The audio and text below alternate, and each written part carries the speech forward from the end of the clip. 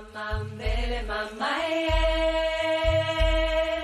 Mbele mama, mbele mama, mbele mama, mbele mama, mbele mama, mbele mama, yeah. Maman d'ici et d'ailleurs, bienvenue sur mon podcast. Je suis Marion, j'ai 32 ans et je suis maman d'un merveilleux petit garçon de 3 ans qui se prénomme Nathan. Parce que la maternité est plurielle et universelle, Mama, c'est le rendez-vous des mamans du monde. Ici, on ouvre son regard sur la maternité, sa maternité. On tend à faire connaître cette vision de la maternité à la fois avant-gardiste tout autant qu'ancestrale. On se donne la liberté de penser sa maternité autrement, différemment. Parce que Mama le podcast, c'est un appel à incarner sa maternité en s'inspirant, se nourrissant des histoires, des us et coutumes, des traditions des mamans d'ici et d'ailleurs. Mama le podcast, c'est un temps qui nous est offert où les histoires sont authentiques et les émotions pures. J'arrête là la présentation de Mama le podcast pour laisser la parole à Sophia. Bonjour Sophia. Bonjour Marion. Je suis vraiment très contente de t'avoir aujourd'hui au micro de Mama le podcast pour nous parler de ton histoire. C'est toi qui m'as contactée via Instagram pour nous partager l'histoire particulière de ta maternité, puisque tu as été happée par cette maladie de grossesse qu'on appelle la pré-éclampsie. Et tu souhaitais nous partager un message extrêmement important pour toi.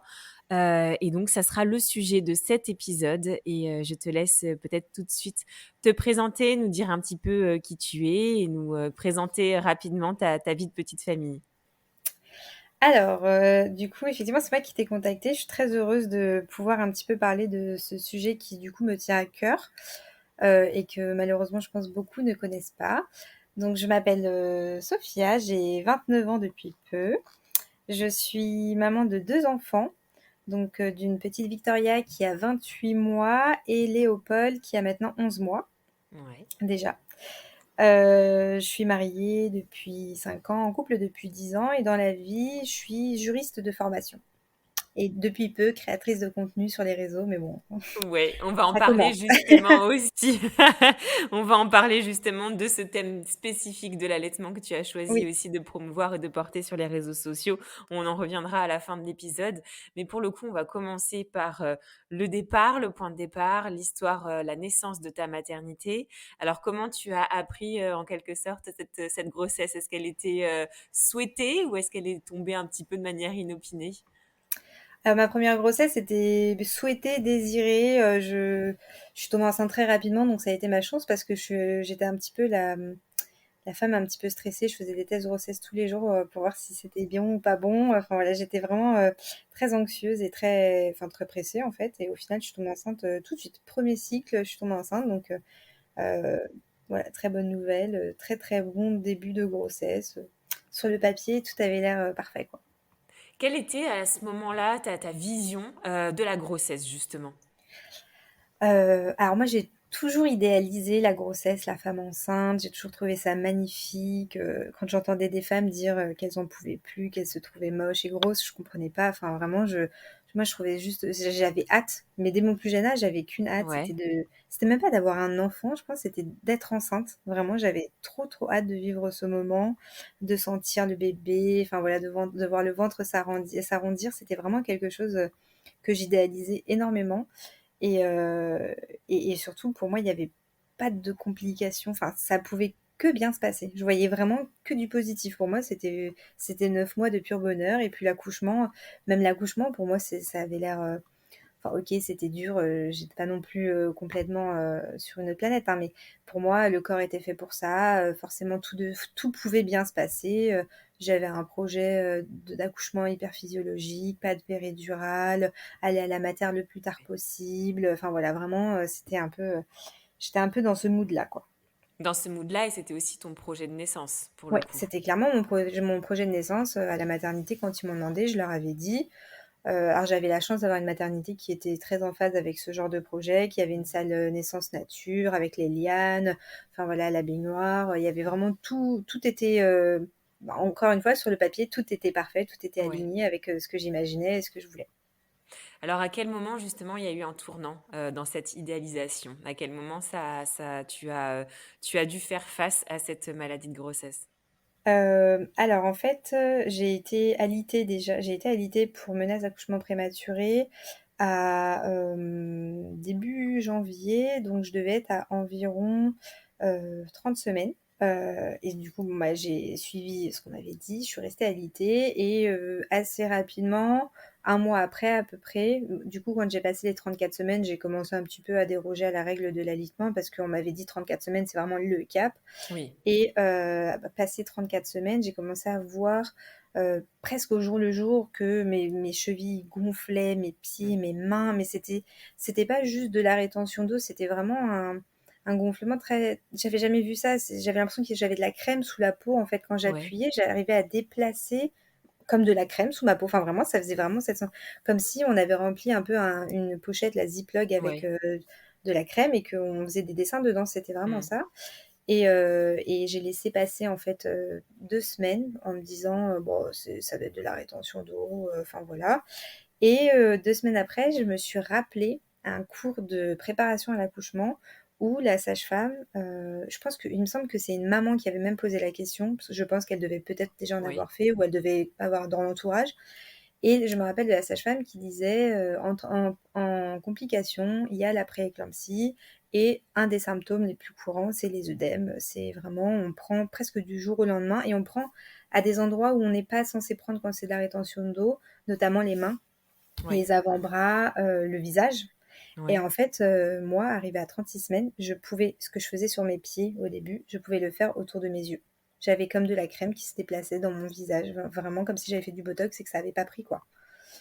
Et à ce moment-là, je me suis dit, ok, je pense que je fais une prééclampsie, il faut qu'on aille à la maternité parce que ça va pas. Et j'ai quand même pris ma tension, parce que j'avais aussi en souvenir qu'il y avait une hypertension quand on faisait de la prééclampsie. Elle était bonne, mais je me suis dit, dans le doute, j'avais passé un coup de fil, et pareil, elle m'avait dit, écoutez, dans le doute, si votre tension est bonne, en principe, il n'y a pas de problème, mais dans le doute, venez quand même. Ouais. Et du coup, j'y suis allée, j'étais à 37 plus 1, 37 même, Ouais. je crois. Non, j'étais à 36 plus 4, parce que je suis restée 3 jours à la maternité pour être à 37, c'est ça. D'accord. Donc voilà, c'est comme ça que j'ai découvert, parce qu'après, bon, bah, en arrivant à la maternité, j'avais bien une prééclampsie. Enfin, un début de prééclampsie très léger au final. D'accord. Alors, on est bien d'accord qu'avant, de découvrir ça par toi-même, tu avais eu simplement cette information qui était revenue en mémoire de ce cours avec cette sage-femme. Sinon, tu n'en avais Ouais. jamais entendu parler? Non, j'ai jamais entendu parler. Alors pour le coup, j'ai entendu, même, du coup, aujourd'hui, je me dis que ça devait être une prééclampsie, mais par exemple, ma mère, dans ses récits d'accouchement, me disait qu'elle avait gonflé énormément, que c'était Ah! impressionnant, Mmh. et elle m'avait déjà dit cette notion de liquide qui bouge sous la peau. Mais bon, c'était il y a 30 ans. Maintenant, c'était pour ma grossesse à moi, du coup. D'accord. Et elle, on lui avait même pas dit, hein, le jour de l'accouchement, on lui a pas du tout dit qu'il y avait eu une quelconque complication. Mais elle me parlait souvent de grosses migraines, de bourdonnements dans les oreilles et tout. Et donc j'ai déjà entendu beaucoup, enfin, ou en tout cas plusieurs femmes dans mon entourage avoir ce genre de récit d'accouchement, mais jamais en pointant, en donnant le mot de prééclampsie. C'est Moi, ça. ça c'est vraiment, après, parce que j'ai une nature un petit peu hypocondriaque, je pense, c'est pour ça. Oui. J'ai figé dans mon esprit, quand elle a parlé complications, j'avais tout retenu. Je les Oui. connaissais toutes, c'était resté dans ma tête. Mmh. Et je m'étais dit, ok, donc ça c'est ça, ça c'est ça. Et j'avais bien retenu au cas où, parce que bon, bah, voilà, je pense que c'est Oui. mon côté hypocondriaque, hein, clairement. Mais sinon, non, même, enfin, même sur Internet, quand on lit un peu, Un peu j'ai pas. des bouquins sur la grossesse, on n'en parle pas. C'est vraiment très très rare de voir le mot prééclampsie quelque part. C'est Dernièrement, j'ai l'impression un peu plus depuis ces 2 dernières années, mmh. mais moi j'ai accouché en 2021 et franchement, je trouve qu'on n'en parlait pas du tout. Quelle a été la prise en charge, de la prééclampsie et quelles sont les complications justement, à venir pour toi et pour le bébé, notamment au moment de l'accouchement? Alors, je suis arrivée en disant que je pensais que je faisais une prééclampsie. Ouais. La sage-femme, elle m'a dit: «Bon, on va pas faire de diagnostic soi-même, hein, on va s'asseoir, prise de tension, protéines dans les urines, en instantané». La Ouais. tension, du coup, elle était limite, limite, et les urines, pareil, j'étais juste, sur la barre de limite, quoi, Oui. vraiment. Et du coup, ils m'ont dit: «Écoutez, on va vous garder parce qu'effectivement vos œdèmes sont assez impressionnants. On va vous garder toute la nuit, on va faire des urines sur 24 heures pour voir, comment votre corps il élimine, les protéines dans les urines». Parce que du coup, la prééclampsie, c'est la tension, la protéinurie. Après, bon, quand c'est plus grave, ça atteint. En fait, c'est vraiment dangereux parce que ça peut atteindre les organes. Bien sûr. Il y a des mamans qui ont le foie enfin, qui doivent après enlever une partie de leur foie, qui ont des problèmes de reins par la suite. Enfin, vraiment, c'est assez désastreux comme maladie quand c'est pas pris en charge. Donc, du coup, on m'a gardée toute la nuit. Pendant la nuit, il y a une gynécologue qui était venue qui m'avait dit, écoutez, vous êtes à 37 semaines dans 2 jours. La prééclampsie, le seul traitement en fait qui existe, c'est l'accouchement. Il n'y a pas de solution. En fait, pour supprimer la prééclampsie d'une femme enceinte, il faut la faire accoucher. Donc, on va peut-être pas attendre jusqu'à 37 semaines. Vous êtes à 36 plus 4. Vous allez être déclenché demain matin. Du coup, je me suis dit, ok, c'était pas prévu. En plus, j'étais toute seule parce qu'on était on était 1 an après le Covid, mais sauf que c'était pas encore Mm. remis. Les papas n'avaient pas le droit d'être là juste pour les urgences. Ils pouvaient venir Oui. que pour l'accouchement à ce moment-là. Donc, Mm. j'étais toute seule. Et donc on me garde, on me fait les urines, et le lendemain matin, donc j'avais dit à mon mari, viens parce que je vais être déclenchée. Donc déjà, cata, moi je voulais un Mm. accouchement physiologique, rien à voir. Voilà. Mm. Au final, il arrive, et là on nous dit, bah non, pas de déclenchement, parce qu'en fait, même sur 24 heures, vous êtes vraiment limite. Donc pour l'instant, on va voir, en fait, on a la réunion générale des médecins dans l'après-midi, on verra votre cas, enfin voilà. Entre-temps, ma tension, on avait déjà remarqué, mais légèrement à ce moment-là, que dès qu'il y avait un médecin avec moi, ma tension était plus haute que quand il y avait Oui. personne. Mais à ce moment-là, je me rendais pas trop compte. Et donc, le conseil des médecins passe. Et là, on revient et on me dit finalement, si vous allez être déclenché, de toute façon, pourquoi prendre un risque alors que vous êtes à 37 semaines. Enfin voilà, il n'y a pas. On va pas vous laisser rentrer au risque que ça se transforme en fait en éclampsie. On va Oui. vous faire accoucher. Par contre, on ne sait pas si ce sera aujourd'hui ou demain. D'accord. Et en fait, ça a été un peu comme ça, oui, non, pendant presque 3 jours. À Oui. chaque fois, un coup, c'était parce qu'ils n'avaient pas de dispo pour faire un déclenchement, parce qu'en fait, il n'y avait pas d'urgence, vu que c'était une prééclampsie légère. Donc, un coup, c'est parce qu'il n'y avait pas assez de médecins dispo. Un coup, c'est parce que finalement, c'était pas assez urgent. Entre-temps, ils m'ont laissé rentrer une journée. Enfin, ils m'ont laissé libérer, en fait. Je devais revenir le soir, mais ils m'ont dit, vous avez la journée libre. Ouais. Voilà. Et au final, le 8 mars, le lundi matin, 7h30, déclenchement. Voilà. D'accord.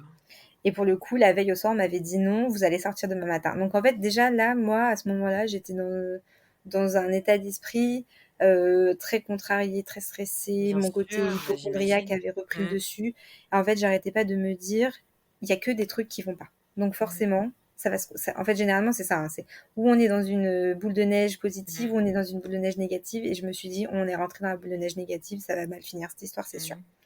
Donc moi, c'était fini déjà pour moi, j'avais oublié.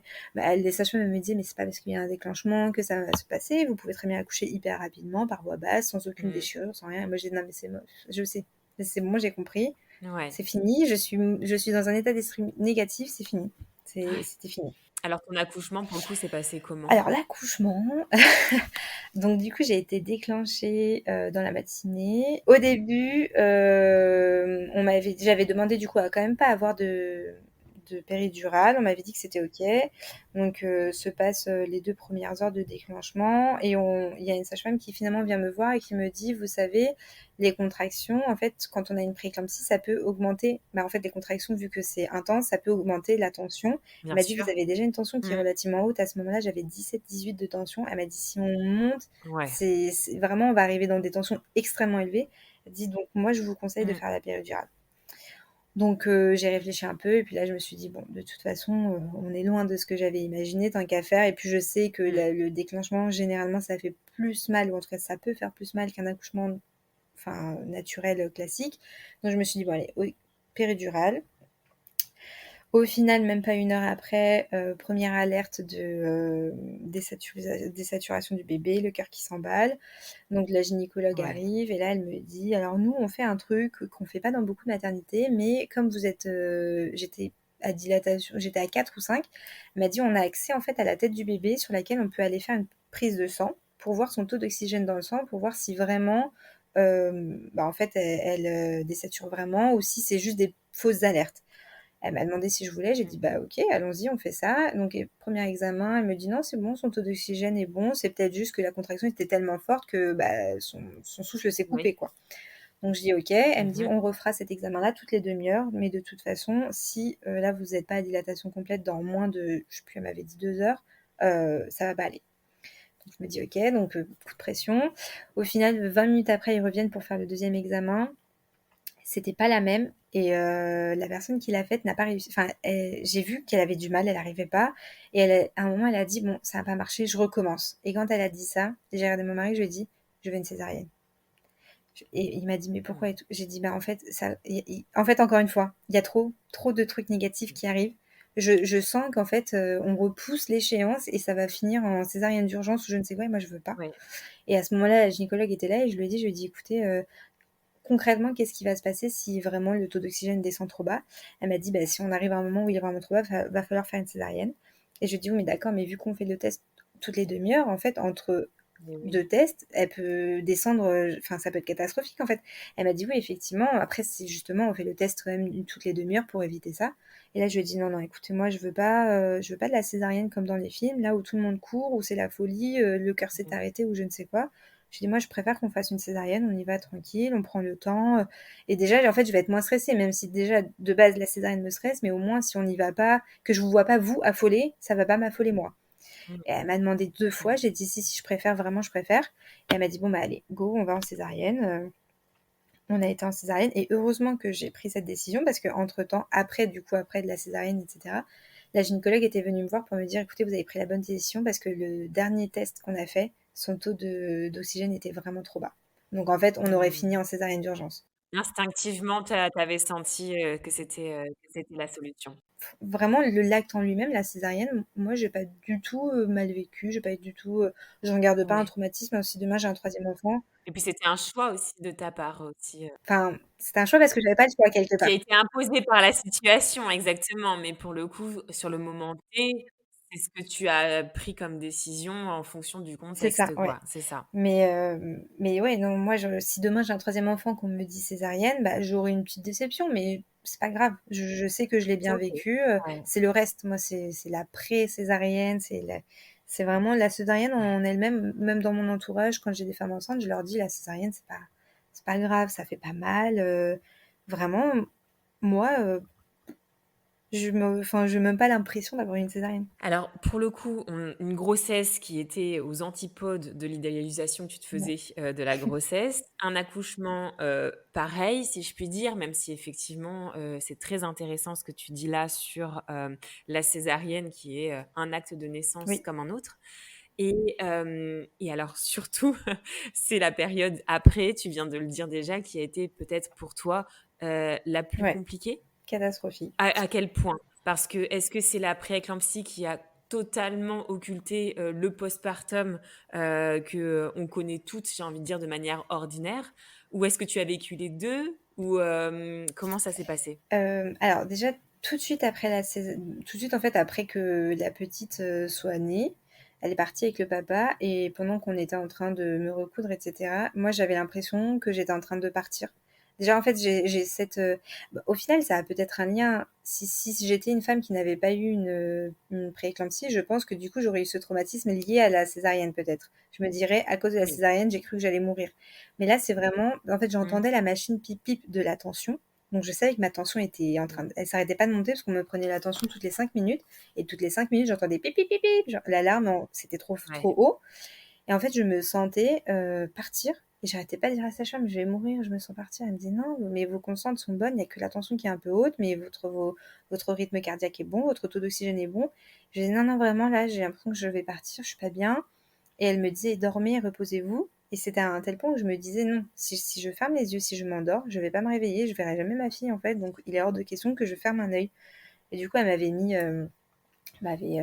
je sais pas, l'eau sucrée là, enfin, je pense que c'était ça, j'en sais rien. Oui. Mais, pour me réhydrater, pour, essayer je pense que c'était un peu pour faire un effet placebo, hein, je pense en réalité Mmh. je pense que j'étais peut-être peut-être une espèce d'état de choc de ce Ouais, qui se c'est ce que j'allais passait. dire, ouais. Peut-être que c'était ça, Mmh. en réalité, je sais pas. Mais du coup, tout de suite après la césarienne, il y a eu ça. Ensuite, on m'a mis en salle de réveil et bah, pareil, toujours accrochée à cette en fait, aujourd'hui, moi, si ça m'arrivait à nouveau, je leur dirais d'arrêter. Là, leur truc de tension, là, c'est anxiogène. J'étais en salle de réveil, on m'a dit: Ouais. «Reposez-vous, bébé est en train de se faire une beauté avec papa, et il va vous rejoindre. On a exceptionnellement, en fait, je pense qu'ils ont vu que j'étais tellement dans un état, c'était pas possible, qu'ils ont autorisé à Ouais, ce que le papa me rejoigne avec la petite. Et ils m'ont dit, mais reposez-vous avant qu'elle ouais, arrive, parce que bon, bah, voilà, hein, c'est fini de dormir. ouais. Et sauf qu'en fait, bah, la machine, là, toutes les 5 minutes, elle m'alarmait. Il y avait une sage-femme un peu plus loin sur son ordinateur, toutes les 5 minutes, elle regardait, elle disait, oh là là, je voyais faisait des têtes un peu, oh, mais c'est quoi cette tension? Ouais. Et en fait, moi, Mmh. je faisais des crises de palpitations dès que j'entendais la machine, je sursautais, c'était vraiment horrible. Et ça a été Mmh. globalement ça pendant tout mon séjour à la maternité. Du coup, j'avais un suivi spécifique pré-éclampsie pour vérifier en fait que tous les Oui, symptômes partaient, parce qu'après, quand on fait la pré-éclampsie, ou tout part avec l'accouchement, ou tout, enfin vraiment oui, c'est ça. instantané, on accouche et bim, c'est fini, ou tout part dans les 7 Ouais, jours, ou alors après, ça peut mettre jusqu'à 6 mois, 1 an. Donc en fait, là, on voulait savoir d'accord. dans quel stade je me situais pour savoir si j'allais devoir être sous Oui, traitement ou pas. Donc j'avais prise de tension 3 fois par jour pendant une demi-heure. On me laissait le bracelet qui prenait la tension toutes les 5 minutes. Et bah, en fait, ouais. c'est là que j'ai développé ce qu'ils appellent le syndrome de la blouse blanche, étant donné qu'à chaque fois que l'infirmière rentrait dans la chambre avec son Dynamap, bonjour, c'est pour la Mmh. tension. Et ben moi, j'entrais dans une phase sueur en nage, palpitations, je manquais de Ouais. m'évanouir. Un peu un syndrome post-traumatique Ah oui, non, aussi. mais aujourd'hui, je sais que Mmh. c'est ça, mais sur le moment, Ouais, je savais pas du tout. Mais la première tension était pas hyper bonne, mais ça allait. Je sais pas, je devais être à 15. Et le fait, dès que je voyais 15 s'afficher, celle d'après, elle était à 17. Quand je voyais à 17, celle d'après, elle était à 19. En fait, c'était. Et ça s'arrêtait plus. Ça pouvait durer comme ça pendant des heures. ouais, Donc j'essayais, je mettais mon téléphone avec des musiques douces, je regardais des photos de la petite, je la mettais au sein, j'essayais ouais. de tout faire pour pas y penser, mais il y avait rien à faire. Et alors encore une fois, dans ma maternité, j'ai été bien accompagnée, à l'exception d'une infirmière qui, mon mari s'était même un peu accroché avec elle parce qu'elle me disait, c'était à base de: «Mais ma chérie, mais tu peux pas réagir comme ça, mais tu te rends pas compte, tu vas mourir si tu restes comme ça. Mais 19 de tension, mais si tu rentres à la maison comme ça, mais tu vas faire un AVC avec ton bébé dans les bras et vous allez mourir toutes les 2.» Enfin voilà, que des trucs comme ça. Et mon mari lui disait: «Mais enfin, vous vous rendez bien compte que sa tension, elle va pas baisser en lui disant des choses comme ça? Vous vous rendez bien compte que vous êtes en train de la stresser?» J'étais limite en larmes devant elle et elle continue: «Mais non, mais tu peux pas Incroyable. être comme ça, mais c'est dans la tête, nanana, je sais pas.» Et moi, je dis: «Mais c'est pas dans la tête, en fait. Moi, j'ai envie de rentrer chez moi. Ça fait une semaine que je suis là. C'est pas du tout dans la tête.» Bien sûr, bien Et sûr. du coup, après ça, on s'était, enfin, on avait fait la remarque à la chef de service. Et c'est là qu'elle a dit: «Écoutez, on hésitait déjà, on comptait vous garder 24 heures de plus, mais vous allez rentrer. Par contre, vous rentrez avec un traitement hypertenseur Oui, à prendre pendant 1 mois, et après, bah, suivi avec le médecin traitant pour voir si on le diminue, si on le diminue pas, si on l'arrête, ou si malheureusement je le garde bah, en fait à vie.» Au final, j'ai gardé le traitement hypertenseur pendant 2 mois. On l'a diminué petit à petit. Et ouais. au bout de 3 mois, j'avais plus aucun symptôme, mis à part les migraines qui sont restées et les acouphènes. Même encore aujourd'hui, j'ai un peu des acouphènes. Et d'ailleurs, parfois, je fais des petites phases un peu de stress où je prends ma tension, où je me dis, bah, peut-être que j'ai développé de l'hypertension en fait. Ouais, ouais, ouais. Et pour l'instant, non, je touche du bois, mais voilà, globalement, ça a été ça. Après, bon, bah, les 2 premiers mois, très stressants. Ouais, Je pense que j'ai un peu occulté mon postpartum, la fatigue, la césarienne. Enfin, j'ai eu une césarienne et 4 heures après, j'étais debout. Voilà. ouais. Alors que, et pour le coup, même à l'hôpital, les sages-femmes, tout le monde le disait, enfin, on n'a jamais vu ça. Sauf qu'en Mmh. fait, j'avais tellement mal, enfin, pas mal physiquement, mais dans ma tête, j'avais tellement mal Ouais. et j'avais tellement peur de cette histoire de tension, d'hypertension, de prééclampsie, etc., que j'ai complètement occulté la douleur de la césarienne pendant la mater Mmh. et après être rentrée à la maison. Enfin, vraiment, pour moi, la césarienne, je ne m'en rends même pas compte. J'ai pas du tout l'impression d'avoir été opérée, en fait, parce que bon, bah voilà. J'ai pas, on m'a dit que j'avais fait une mini hémorragie pendant la césarienne. Je m'en rends pas compte du C'est tout. ouais. Euh, Enfin, vraiment, ça m'est totalement passé au-dessus, toutes les complications, la fatigue. En fait, je pensais qu'à ça pendant 2 mois. J'ai pensé que. Parce qu'en fait, ça englobait un tout. C'est que du coup, ça m'a développé. Je pensais déjà, je venais d'accoucher, je me disais déjà, mais en fait, ça veut dire que si j'ai un autre enfant, ben, je vais Mmh. refaire une prééclampsie. Oui. Et à la maternité, il m'avait dit un truc en me disant, pas pour la prééclampsie, mais quand j'ai été alitée pour la menace d'accouchement prématuré, il m'avait dit quand on a une complication dans une grossesse, généralement, les grossesses qui suivent, c'est pas forcément, mais si la même complication revient, elle revient généralement plus tôt dans la grossesse et de façon plus intense. En gros, ce qu'il voulait me dire, c'est là, vous êtes alité à 32 semaines. Si vous avez une autre grossesse, malheureusement, vous serez sûrement alité à 30 semaines.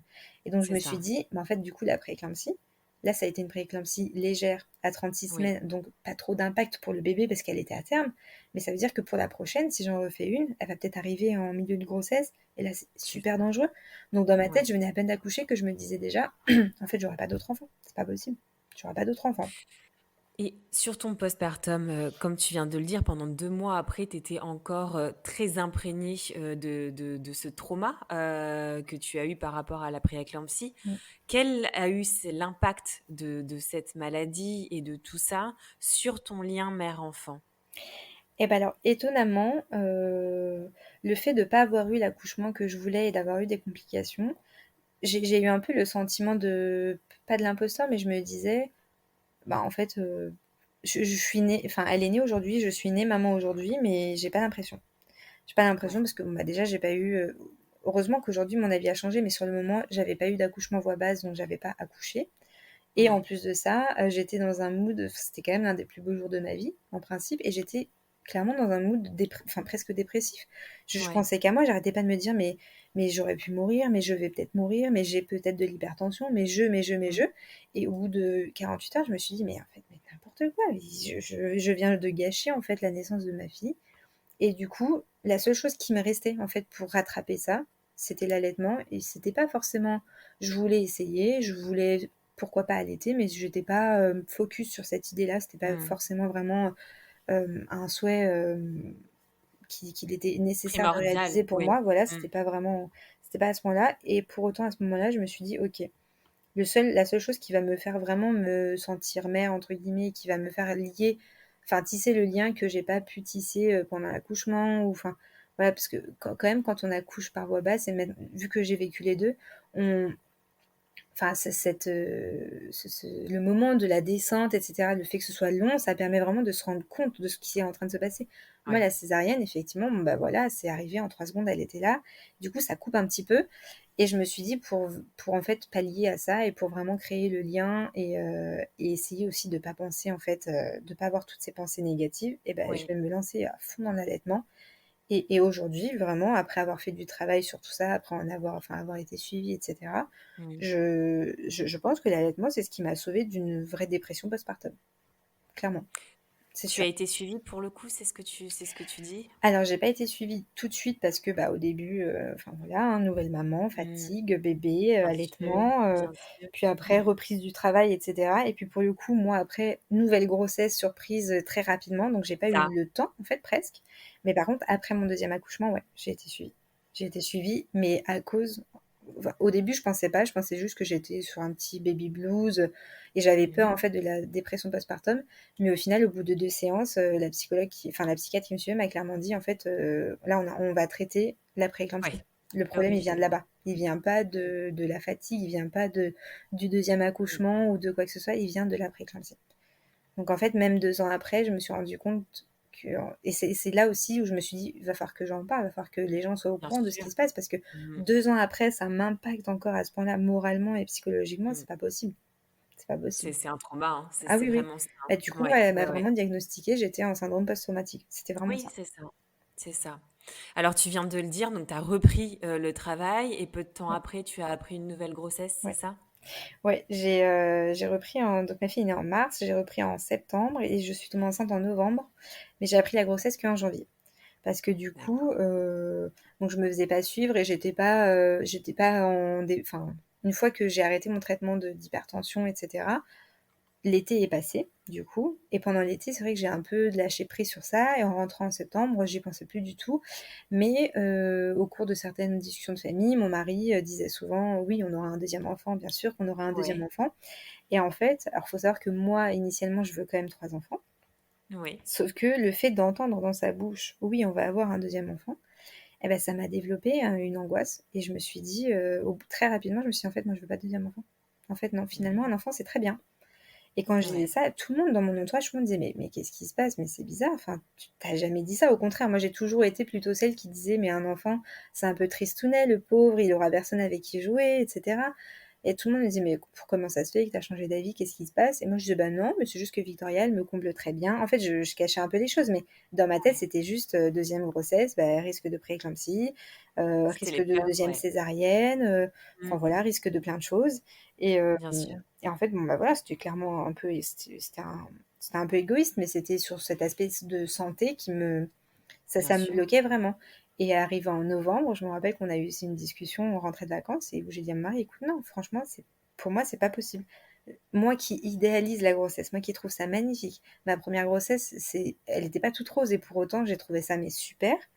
Là, tomber enceinte, ça me fait juste peur. J'ai peur de mourir. J'ai peur de mourir pendant la grossesse, j'ai peur de mourir pendant l'accouchement, j'ai peur que je fasse une éclampsie tellement forte que le bébé meure, en fait. Mmh. Et du coup, je lui disais: «C'est juste pas possible». En fait, je le savais pas, mais j'étais déjà enceinte. Mais Mmh. du coup, mon mari, à ce moment-là, m'a dit: «Écoute, moi, je pense que bon, là, de toute façon, on veut pas tout de suite, mais si vraiment au moment où je serai, enfin, où j'aurai envie de là tout de suite, je pense qu'il faudra que tu te fasses suivre». Et j'avais dit: «OK, bah, très bien, on va faire ça». Et je lui avais même dit: «Écoute, je prendrai un rendez-vous après les vacances de Noël ou quelque chose comme ça». Et puis, bah, Noël passe et puis je me rends compte, à peu près à Noël, ou un petit peu avant, qu'il y a des odeurs qui me dérangent, que j'ai l'impression que ça sent tout le temps la cigarette. Partout où je suis, ça sent la cigarette et ça me dérange alors que personne fume dans mon entourage. J'avais même Ouais. suspecté mon mari d'avoir repris la cigarette alors qu'il a arrêté il y a quelques années. Il y a eu une semaine où tous les soirs je lui disais: «Mais en fait, tu fumes, tu m'as menti, tu fumes, tu fumes». Il me disait: mais non, pas du tout». Et le 4 janvier, j'étais au boulot. J'ai été renvoyée à domicile parce que j'étais cas contact de Covid. Et en D'accord. rentrant, en remontant de la gare jusqu'à chez moi, je marchais, chose que je fais jamais, d'habitude je prends le bus et là je marchais. J'étais dans mes pensées, je me suis dit: «Je vais peut-être faire un test de grossesse quand même». Parce que c'est bizarre, ça sent tout le temps la cigarette, même quand je couchais ma fille, je m'allongeais avec elle dans son lit, donc improbable et je me dis: «Mais ça sent la cigarette ici quoi, c'est pas possible». Et du coup, je me suis dit: «Je vais peut-être faire un test de grossesse». Après je me suis dit: «Bon allez, j'espère pas». En fait, c'est vraiment ça, j'espère pas parce que j'ai pas réglé tout ça et que j'ai pas pris ma tension depuis longtemps. Ça se trouve, j'ai de la tension, je sais pas, Ouais. enfin.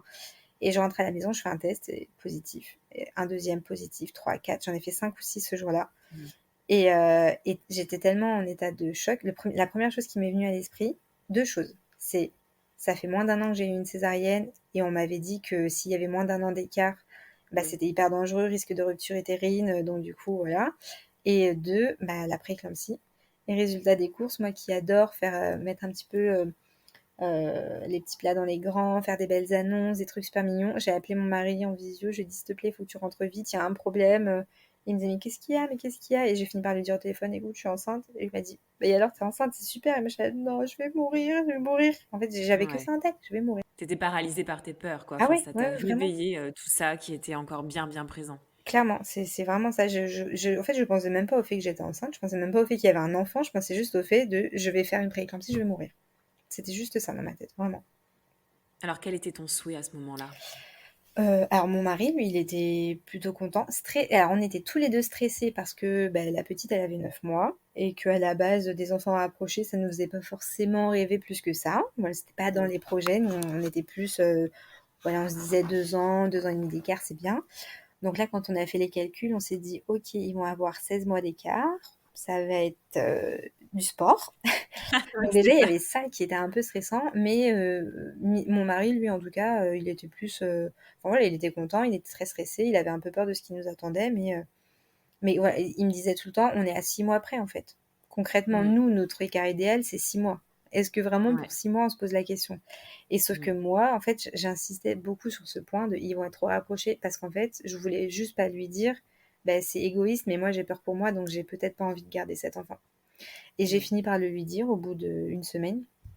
J'ai fini par lui dire, enfin je lui ai pas dit directement, mais je lui ai dit: «Écoute, moi j'ai trop peur de faire une prééclampsie, comment on va faire? Je vais être stressée pendant 9 mois». Et en fait, la prééclampsie, c'est de la tension.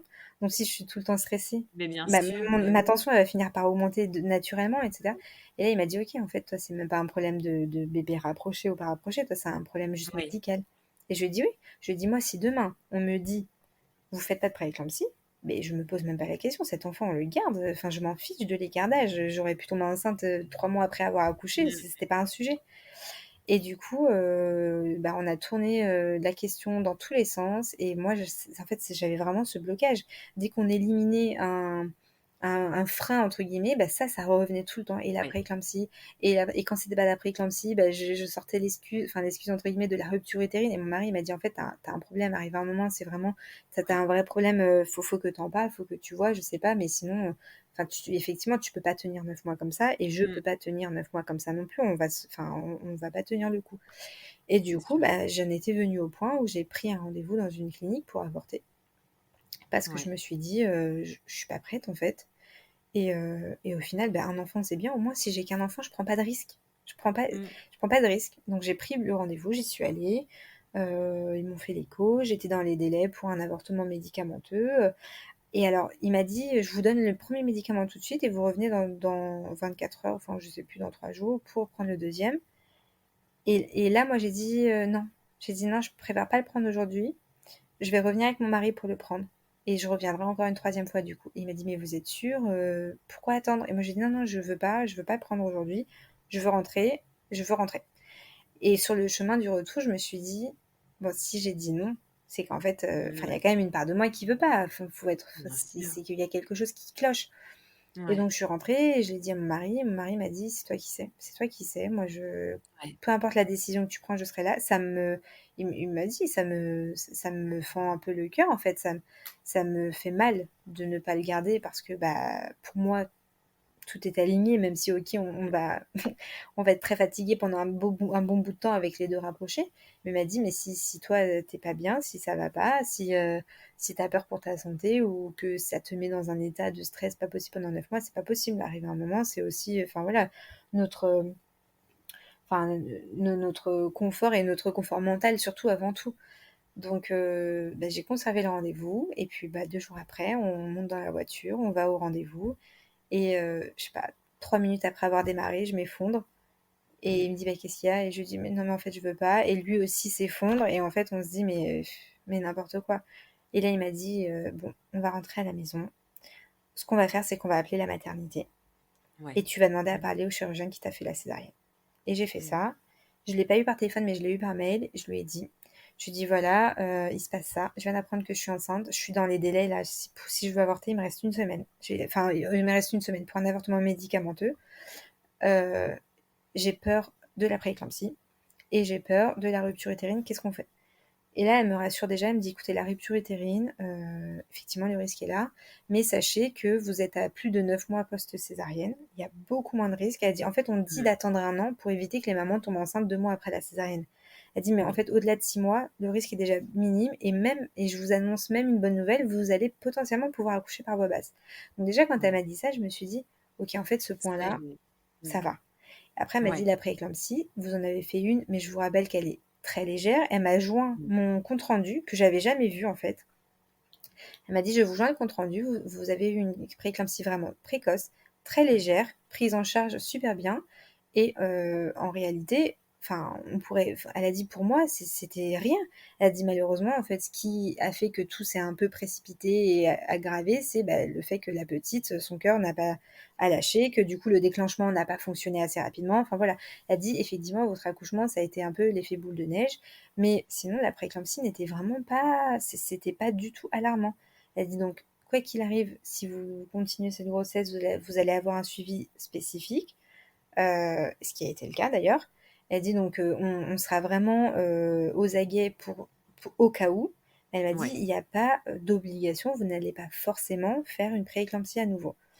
Et donc en fait le fait d'être rassurée par quelqu'un du corps médical et quelqu'un en qui j'avais confiance, parce que voilà, elle m'a fait la césarienne, je l'avais Bien revue sûr. après en post-op et tout, Mmh.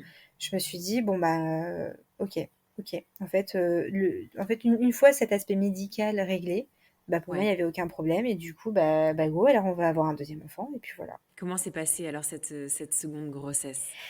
Alors cette seconde grossesse c'est super bien passé. Mieux que la première, pas de nausées, pas de vomissements, alors que pour la Ouais. première j'en avais eu pas mal. Hem, j'ai quand même été alitée et cette fois-ci, donc pour le coup, ce qu'il disait, c'est vrai parce que la première, j'avais été alitée à 32 semaines et là, j'ai été alitée à 29. Enfin, j'ai Ouais, pas été alitée, mais j'ai été arrêtée en tout cas. ouais, Et j'ai été alitée à 35, mais à 29, j'ai été arrêtée. J'ai été en arrêt maladie ouais, directe et j'ai dû stopper toute activité. Je pouvais plus porter ma fille. Enfin voilà, vraiment, je devais diminuer la voiture, etc. Et par contre, donc j'ai eu un suivi très spécifique parce qu'à partir de 30 semaines, j'avais une sage-femme à la maison une fois par semaine oui. pour prendre Mmh. l'attention, faire un monito. Et à partir de 34 semaines, elle venait 3 fois par semaine, donc vraiment pour supprimer ce risque de prééclampsie. Ouais, Et accessoirement, à côté de ça, chose aussi qui m'a énormément rassurée, c'est que ma gynécologue perso m'avait dit qu'il existait en fait un dépistage précoce de la prééclampsie, mais que d'accord. malheureusement c'était un test qui coûtait super cher et du coup il n'était pas encore fait dans toutes les maternités. Et Ouais, elle m'avait donné 2 ou 3 maternités qui le faisaient, m'avait dit vous pouvez le faire. En fait, il donne, c'est comme le test de la trisomie 21 au final, oui, il donne un pourcentage de risque. Et du coup, je l'avais fait, donc ça se fait en même temps que la trisomie 21 pour justement laisser aux mamans le délai nécessaire si elles veulent interrompre la grossesse au final. Donc j'ai fait le test et bah, super bonne nouvelle, on m'avait dit écoutez, vous avez un risque, vous faites partie des risques faibles, pas très faibles, mais mmh, faibles d'avoir une ouais, prééclampsie. Dit vraiment, tout a l'air de super bien fonctionner, donc mmh, si vous en faites une, ce sera que après 30 semaines et en principe très faible. Et donc là, je me suis dit, j'étais à 3 mois de grossesse, je me suis dit, ouais, c'est bon, je respire, là, c'est que du bonheur. Et voilà. Et en plus, bah, cerise sur le gâteau, accouchement par voie basse, j'ai perdu les os. Bon, j'ai eu la péridurale, mais je pense que j'aurais pu faire sans. Mais j'ai eu mais vraiment, pour le troisième peut-être? bah, du coup, mais ce qui prouve en fait que c'était vraiment un problème de prééclampsie, c'est que le lendemain de l'accouchement, je disais, on aura un troisième enfant. Ah, tu vois? Ouais. Mm. C'est bien déjà l'évolution est énorme, Ah oui, énorme. oui, c'est sûr. Mmh. Mais là, pour le coup, tu me dis ça, mais tout à l'heure, tu m'as dit que tu avais eu un suivi, après justement cette deuxième grossesse. Donc ça veut dire Ouais. qu'il y a eu une rechute? Alors j'ai eu un suivi parce que, un petit peu c'est un petit peu tombé, comme ça en fait, Ouais. j'étais du coup en congé maternité et j'avais vu la médecine du travail en rendez-vous, pré-reprise et je lui avais reparlé de cette prééclampsie. Enfin voilà, il m'avait dit un peu de tout détailler et il m'avait demandé, est-ce que j'avais été suivie? Je lui ai dit que non et il m'a dit: «Mais quand vous en parlez, Mmh. je sens qu'il y a quand même un petit quelque chose. Il m'a dit, voilà, vous venez d'avoir votre deuxième enfant, vous avez eu un accouchement par voie basse pour le deuxième, et vous m'avez parlé pendant 3 fois plus de temps du premier accouchement qui s'est plutôt mal passé d'après ce que je comprends. Donc moi, je pense que vous auriez dû être suivi au moment de cet accouchement. Il m'a dit, après, il n'est jamais trop tard, vous devriez voir quelqu'un. Et là, je me suis dit, pourquoi pas? Pourquoi pas? Parce Mmh. que c'est vrai qu'à ce moment-là, quand je repensais un peu à la prééclampsie, quand je parlais de l'accouchement, j'avais toujours une petite boule au ventre, j'avais la gorge qui se serrait, j'avais beaucoup de mal à en parler. Et je me suis dit, bon, bah, on va tenter. Et du coup, j'ai vu une psychiatre qui était spécialisée en liens familiaux, enfin, la parentalité postpartum. Et Ouais. au bout de au début, je lui ai dit, bon, écoutez, je sais pas trop ce que je fais là, mais voilà, mon Mmh. médecin du travail m'a conseillé. Je me dis que ça peut pas faire de mal, je suis en postpartum, ça se trouve, Mmh. je suis très fatiguée, je suis un peu sur les nerfs tout le temps, donc peut-être qu'il y a un truc qui va pas.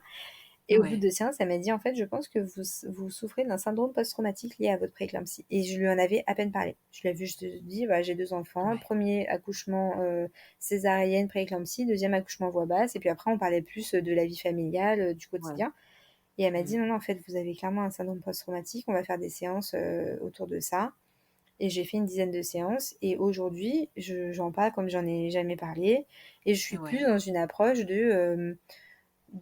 il faut en parler, faut que les gens soient au courant parce que ma chance dans tout ça, c'est que je savais enfin, Oui. j'ai identifié ce que c'était parce que sinon je serais pas allée à la maternité. Sinon je me serais juste dit bon bah je fais de la rétention d'eau comme toutes les femmes en fin de grossesse et puis bon, bah voilà, hein, ça va passer. Et puis peut-être. Aujourd'hui, cette maladie que tu as découvert justement pendant ta grossesse, ce manque d'information ou cette désinformation, qu'est-ce que tu souhaites en faire? Est-ce que tu aimerais pouvoir, quel est le message en tout cas que tu souhaiterais faire passer tant aux mamans qui nous écoutent que, aux professionnels aussi de santé? Qu'est-ce que tu souhaiterais, leur dire par rapport à cette expérience que tu as eue?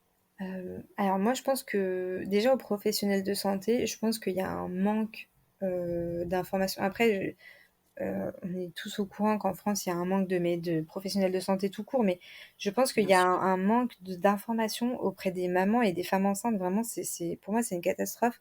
Toutes les femmes, enfin, toutes les femmes savent qu'il y a un risque d'épisiotomie, il y a un risque de césarienne, et tout ça, mais très peu. Même moi, après avoir accouché, quand je disais oui, bah, j'ai fait une prééclampsie, tout le monde me disait ah, mais c'est quoi une Mmh. prééclampsie? Et alors que beaucoup étaient enceintes, hein, des femmes qui me disaient ça, beaucoup étaient enceintes. Mmh.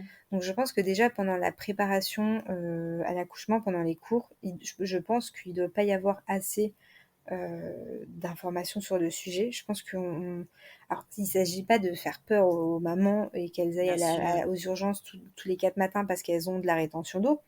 Mais je pense que par exemple, sensibiliser les mamans sur la prise de tension pendant la grossesse, ça pourrait déjà être une bonne idée. Parce que moi, pendant ma deuxième grossesse, quand je prenais ma tension, parce que du coup, moi, je prenais ma tension tous les jours, et ben, j'avais des copines qui étaient enceintes et quand je leur disais ça, elles comprenaient pas pourquoi je le faisais. En fait, elles Oui. comprenaient pas que c'était lié à la prééclampsie. Et parce qu'en fait, alors on le fait, en tout cas moi dans ma maternité, au rendez-vous mensuel, il y a toujours la Oui. bandelette dans les urines et la tension. Oui. Mais moi personnellement, on m'a jamais dit qu'est-ce qu'on était en train de contrôler quand je faisais ça, par exemple. C'est vrai. Donc, en fait, c'est quand j'ai fait la prééclampsie que je me suis dit, ah ok, en fait, au rendez-vous mensuel, quand ils me font la bandelette, ils contrôlent la protéinurie, en fait. Mais ça, je savais pas.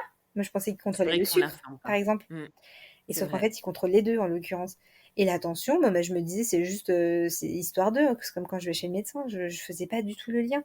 Et pour moi, c'est pas suffisant, un rendez-vous mensuel. Moi, je l'avais, ce rendez-vous mensuel, hein. Et pour le coup, Mmh. j'ai fait la Oui. prééclampsie entre deux.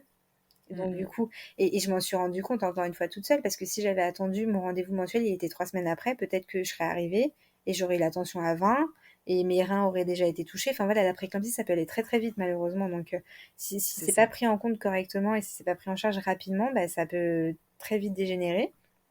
Donc du coup, je pense effectivement que en termes de professionnels de santé, il devrait peut-être y avoir, je dis pas un cours de préparation à l'accouchement spécifiquement sur la prééclampsie, mais en tout cas, on devrait aborder le sujet, sensibiliser aux symptômes, quels sont les Oui. motifs, parce que par exemple dans les motifs pour venir aux urgences, effectivement, je sais qu'il y a bah, tension haute, mais sauf que du coup, on dit pas aux mamans de prendre leur tension, donc comment elles peuvent savoir qu'elles ont la tension haute?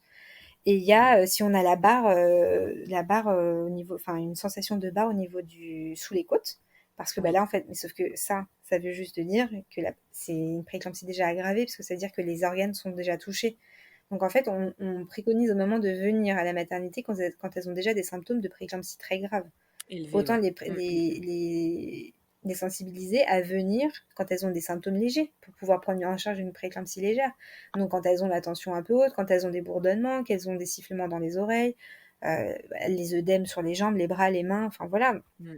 il y a tout ça.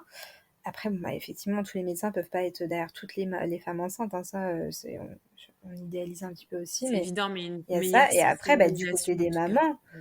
euh, la réciproque, en fait.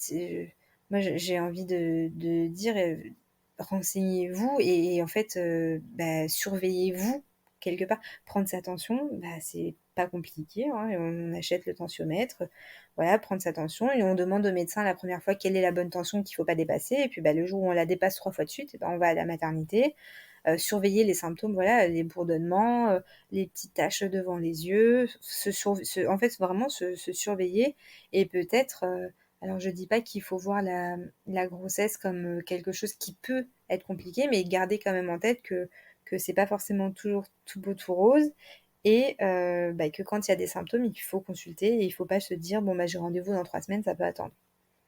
C'est ça, être à l'écoute effectivement de ces Ouais, premiers signes, c'est que ça. l'on peut avoir. C'est ça. Et puis Effectivement. ouais, c'est clair. Et puis et puis ne pas hésiter à aller aux urgences, hein. Enfin, moi Oui. même si c'est pour rien, ils sont là pour ça aussi. Et après, bon bah, pour les mamans qui ont fait une prééclampsie, petit message d'espoir, hein, c'est pas parce qu'on en a fait une qu'on en fera d'autres. J'en suis Oui, la preuve. Et pour autant, complètement. moi j'étais persuadée que si. Mais Oui. voilà, et c'est pas parce qu'il y a eu une forte ou une pas forte prééclampsie sur un premier accouchement ou sur un accouchement précédent que ce sera le cas pour la prochaine. Et, et pour celles qui ont fait une prééclampsie et qui n'ont jamais été voir quelqu'un, moi j'invite vraiment à prendre le temps de le faire. En fait, parce que même si on Oui. s'en rend pas compte au quotidien, Je pense que ça laisse quand même quelques séquelles et c'est important. Enfin voilà, faut prendre soin de nous et en tant que maman, on le fait pas assez. On prend soin de toute la famille, on prend soin Mmh. des enfants, on prend soin du mari généralement, on prend les rendez-vous médicaux pour tout le monde sauf pour nous. Donc je Mmh. pense que c'est très important de prendre le temps de le faire parce que moi d'après ce que la psychiatre me disait, en fait, hein, le syndrome post-traumatique, ça a une phase de sommeil, donc pendant laquelle on ne se rend pas du tout compte qu'il y a un problème et puis un jour, bim, il y a un élément déclencheur qui fait que ça Ah. revient et elle m'a Mmh. dit: «Ça peut être» là, moi, en l'occurrence, l'élément déclencheur, ça a été la deuxième grossesse, mais si j'avais pas Mmh. eu de deuxième grossesse, peut-être que j'aurais eu l'élément déclencheur dans 10 ans et en fait, Exactement. bah, plus le délai est long, plus c'est Sans difficile sommeil. de Mmh. traiter. Donc je pense Totalement, qu'il faut totalement. vraiment, c'est important de prendre le temps de se soigner et pas que physique, mais Oui, mentalement aussi. très, très important ce que tu Ouais. dis là, effectivement, et ça me permet aussi de rebondir sur cette charge mentale, aussi que dont tu parles et tu évoques là. Au final, comment vous avez réussi à gérer ces 2 bébés rapprochés? Bah, écoute, je j'aurais pas d'explication, on a fait comme on pouvait. On fait encore comme on peut parce que Léopold ne fait toujours pas ses nuits, donc c'est toujours un petit peu Ouais, sport.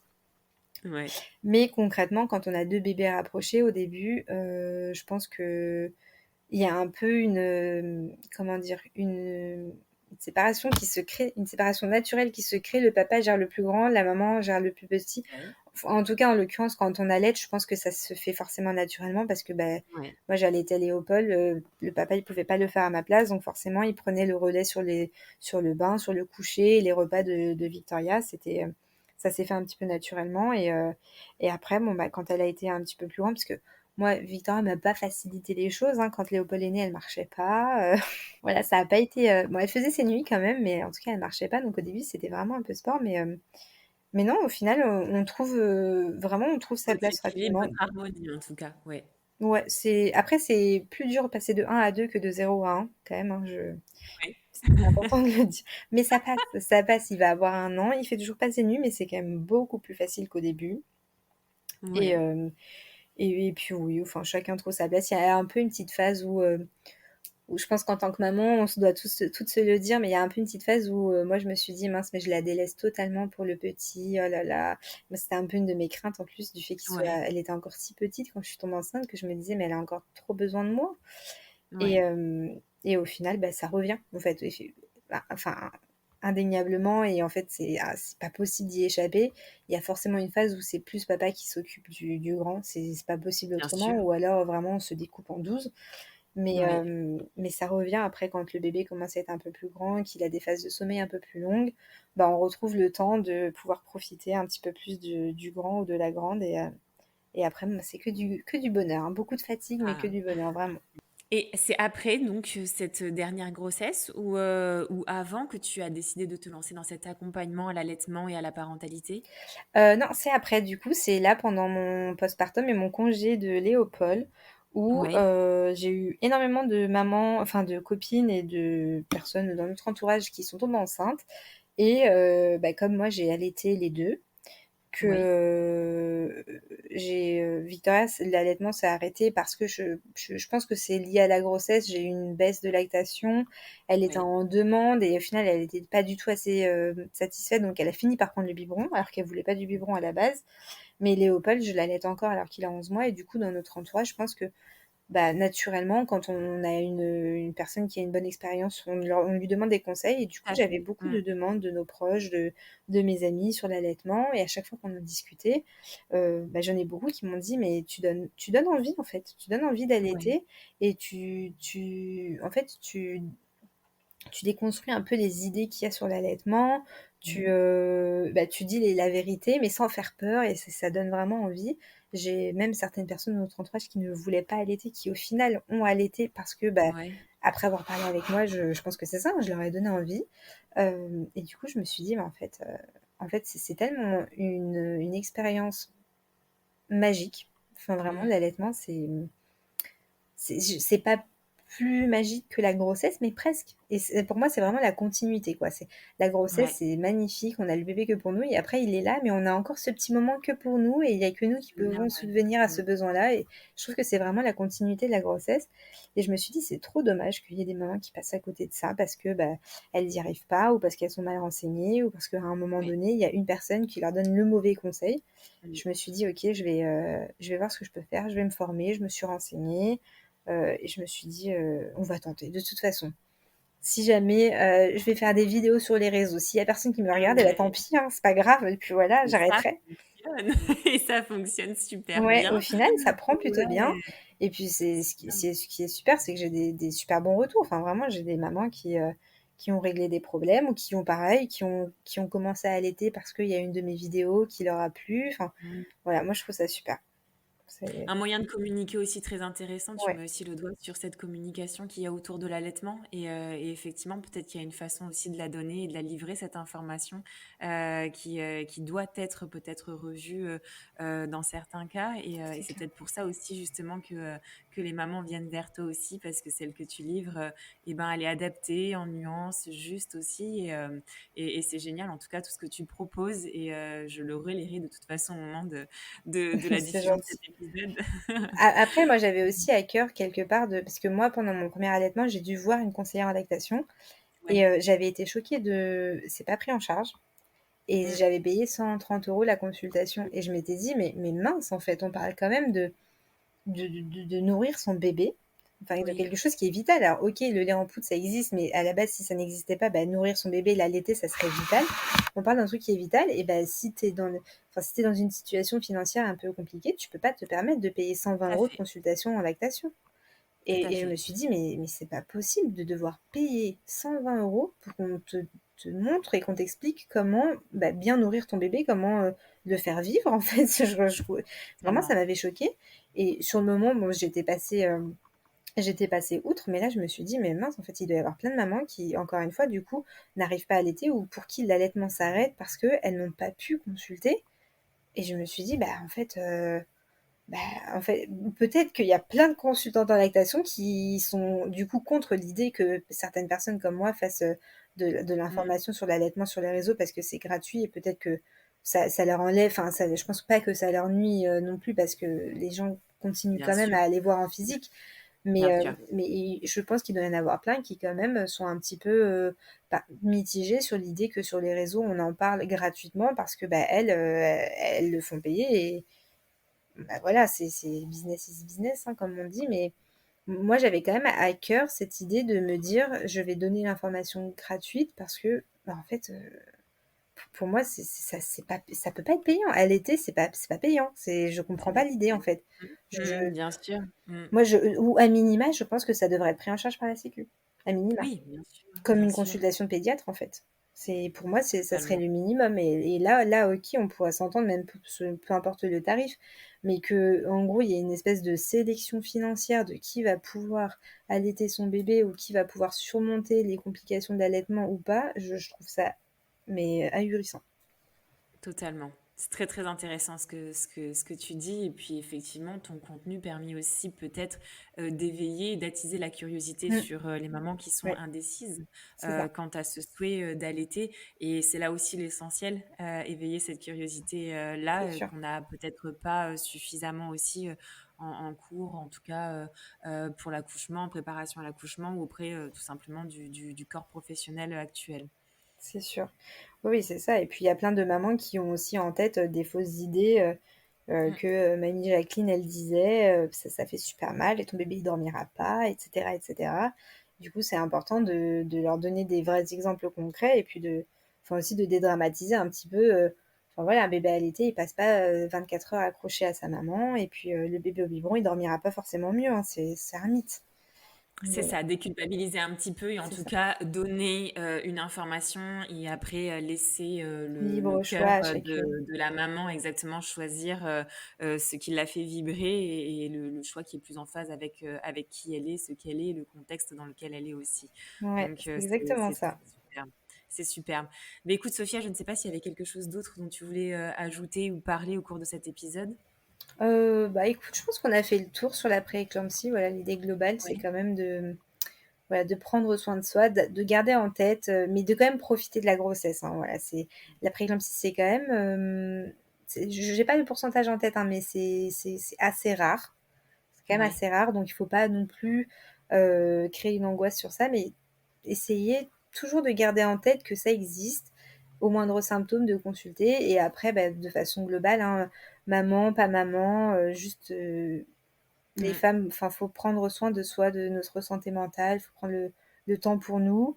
Et après, bah, toutes les mamans allaitantes, si jamais vous avez des petites questions ou juste envie voilà, de partager sur ce sujet-là, moi je suis très ouverte sur le sujet. J'ai du coup mon compte Insta, mon compte TikTok, et j'ai créé là il y a peu un groupe de soutien à l'allaitement où on est maintenant 70 mamans à communiquer. Super. Un peu comme Ouais, ça ressemble un peu à un groupe WhatsApp, mais du coup c'est sur Insta et c'est privé, mais du coup on s'échange, il y a des c'est photos qui génial. passent.